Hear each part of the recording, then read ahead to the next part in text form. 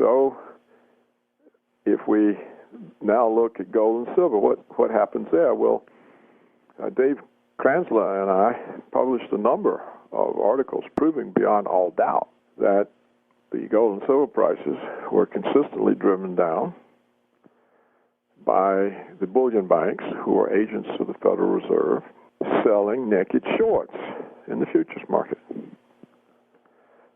In other words, they were shorting the market with uncovered shorts. In other words, since the price of gold and silver is determined in the futures market, which is a paper market, the bullion banks can print up an endless supply of paper gold in the form of futures contracts. So the supply of gold in the market where the price is determined was being printed up just like the supply of dollars was being printed up. So the bullion banks print up a bunch of shorts at some quiet time in the market. They dump massive amounts of shorts. This drives down the price. It sets off stop-loss orders. It sets off margin calls. The price goes down further. The bullion banks then cover their shorts and pocket the difference. But the gold price has been taken way down dramatically. They began doing this in earnest in the fall, I think, of 2011, and they've not stopped. Now, the rally that you call it this year, I mean, it's not a rally. It's simply been less naked short selling, or less often.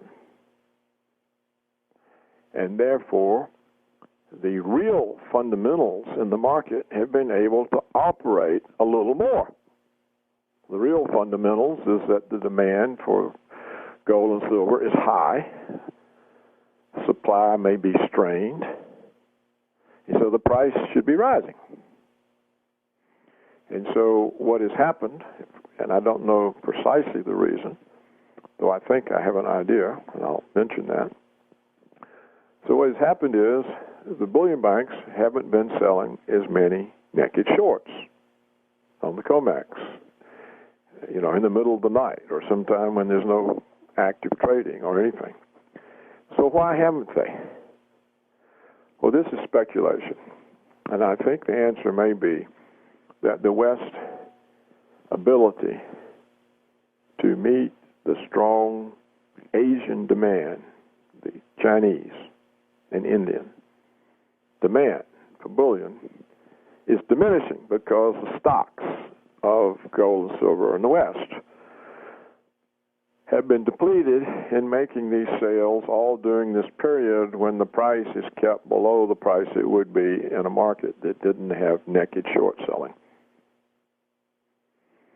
And so, by holding down the price,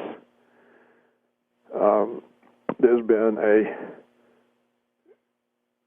greater quantity of gold and silver demanded, and the supplies in the West are not what they were, and therefore it gets harder to use naked shorts to keep the price of bullion down. That's my take on it. I wouldn't bet my life on it, but that's the best answer I have to it.